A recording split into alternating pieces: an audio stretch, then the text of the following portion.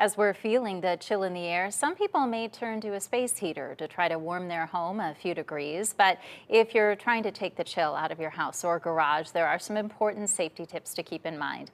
Experts say never use an extension cord, never operate a space heater on carpet, and don't leave it unattended.